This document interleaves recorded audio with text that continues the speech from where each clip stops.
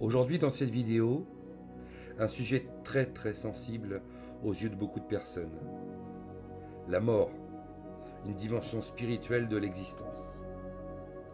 La mort est un thème profondément sensible et souvent redouté dans notre société.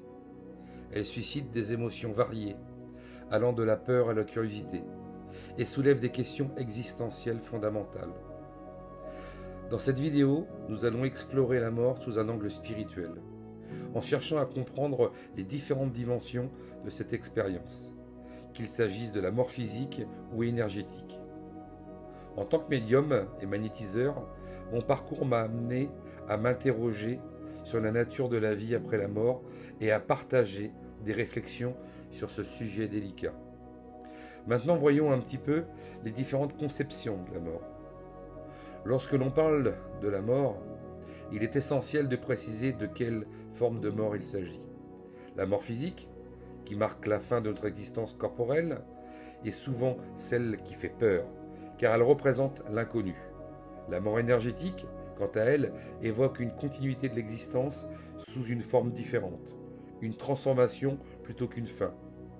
Chacun, en fonction de ses croyances, de sa culture ou de sa religion, développe une perception unique de la mort.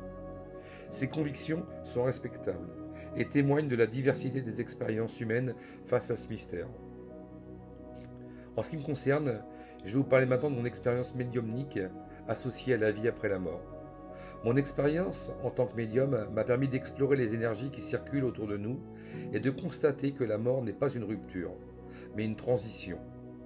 Lorsque j'interagis avec des entités spirituelles, je ressens une continuité de l'énergie, une présence vivante qui transcende le corps physique. Cela soulève la question: que se passe-t-il après la mort terrestre? Pour moi, il existe une vie après la mort, une dimension où l'énergie persiste, évolue et conserve sa capacité d'interaction. Il est courant que des personnes expriment leur peur de la mort, souvent alimentée par l'inconnu. Dans ces moments, il est crucial d'aborder le sujet avec sensibilité et ouverture d'esprit. Discuter de la mort avec ceux qui sont réceptifs à la spiritualité peut leur permettre d'explorer leur propre perception et de trouver du réconfort dans l'idée que la mort n'est pas une fin, mais une transformation. Maintenant, parlons de la nature de l'énergie. L'énergie, dans toute sa complexité, demeure au centre de cette discussion. Pour moi, l'énergie est vivante, dynamique et omniprésente. Après la mort physique, nous passons à un état d'énergie où nos capacités évoluent et s'adaptent à cette nouvelle réalité. Cette vision encourage une compréhension plus profonde de notre existence, nous incitant à réfléchir à la manière dont nous utilisons notre énergie pendant notre vie terrestre. En tant que médium, j'ai observé que les interactions avec le monde spirituel peuvent être enrichissantes et éclairantes. Les messages que je reçois des entités spirituelles témoignent souvent de leur évolution et de leur désir de communiquer avec ceux qui sont encore sur Terre.